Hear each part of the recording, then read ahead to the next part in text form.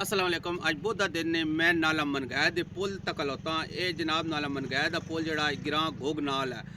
ये जिस वक्त पानी आया ये पुल त्रुट गया, लोगों बड़ी मुश्किलात आई, बड़ी परेशानी आई। तो ये पुल हुण मंजूर हो गया। तो ये पुल का इफ्तिताह बहुत जल्दी होना, वो भी सन दिन भी दसे किस दिन इसका इफ्तिताह होना। तो अस इस पुल को हाईलाइट किया, इस पुल को तकाया भी जिस वक्त पानी आया। तो साढ़े जड़े बड़े ग्रां दे उन्होंने कोशिश आईयां तो पुल ही मंजूर हो गया। तो इस पुल की ग्रांट भी मिल गई है। तो ये पुल का इफ्तिताह भी होना, वो भी तुहानू दिन दसे। पहले ही साढ़ा छोटा जा क्लिप तुहानू तक कहने जिस वक्त पानी आया लोगों कितनी परेशानी आई, तकलीफ है। और ये कच्चा पुल बना हुआ है, इसके ऊपर से पानी गुजर रहा है। आपको मेरा कैमरा मैन दिखाएगा ये कितना पानी है। और ऊपर से जो घर है ये भी डूबे हुए हैं, इसमें घरों में भी बहुत ज़्यादा पानी है। और तो पानी ये आ रहा है ऊपर से। पूरे मोहल्ले का बहुत ज़्यादा नुकसान हो रहा है। साड़ी बहुत ज़्यादा अपील है कि इसका अचानक किया बन है, एक न्यू पुल बनाया बन है, ना कि इस तरह वो बन के साढ़े लोगों का पूरे मोहल्ले का नुकसान हो रहा है। साढ़े जानवर डूबे पे, साढ़ा माल, इसके अलावा मकान सारे पानी बहुत ज़्यादा 5-6 फुट पानी खड़ा हो गया। इस वजह साड़ी बड़ी रिक्वेस्ट है हुकूमत अगर कि इसका हल किया।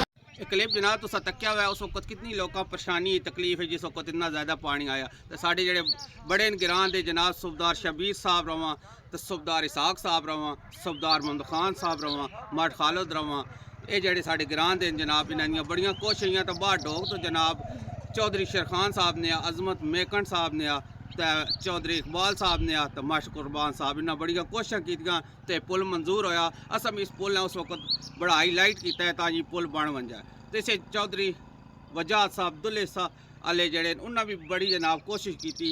तो हैदर सुल्तान साहब रवा पुल मंजूर किया हुआ है। चौधरी वजाहत साहब दुल्ला और हैदर सुल्तान साहब जिन्ना ये जनाब साडा पुल मंजूर किया हुआ है। तो ये जनाब साढ़े जितने भी गिरां दे लोग उन शुक्रिया अदा करे सुन। ये पुल मंजूर हो गया। तो इस पुल का इफ्तिताह होना, इफ्तिताह हो सी जनाब अतवार वाले दिन इसका इफ्तिताह होना जी। इस अतवार नूं जेड़ा अतवार आंदा पिया ते इस पुल दी इस सड़क जी जा रही सीधा डिंगी वाले पुल है मिलनी। इसकी जनाब ग्रांट मिली 2 करोड़ 10 लाख रुपए की। इसका बड़ा जल्दी काम शुरू हो जुलना है। तो ये लोगों ग्रां ने जी परेशानी है तकलीफ है वो दूर हो वैसी। उस वक्त भी जिस वक्त पर पानी आया लोगों के अद्धे अद्धे मकान डूब गए, वो भी छोटा जहा असी थानू क्लिप तक कहने के जो मकान है वो डूब गए हैं। देखो कितने मकान डूब गए हैं। मेरा कैमरा मैन आपको दिखाएगा, लोगों के घरों में पानी दाखिल हो गया, इतना पानी आया है। जो घर हैं वो आधे आधे घर डूबे हुए हैं, कितना ज़्यादा पानी आया है। और जो माल मवेशी था ये जनाब छोटा जी क्लिप सन तक आया था।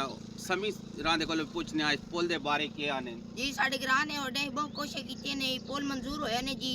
और असी चौधरी वजाहत दुल्ले वाले ने बड़े शुक्रगुजार हाँ। तहजी सुल्तान साहब रांदे उन्हें साढ़ा पुल मंजूर किया ने जी।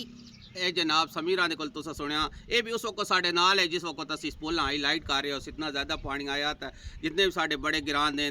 चौधरी वजाहत साहब खास कर दुल्ले वाले हैदर सुल्तान साहब रहा जो पुल मंजूर किया उन्होंने बड़े शुक्रगुजार हाँ। अतवार वाले दिन इसका इफ्तिताह होना। और तैर इमरान है और मेरा कैमरा मैन अयान तैर इजाज़त दो जी। अल्लाह हाफिज़।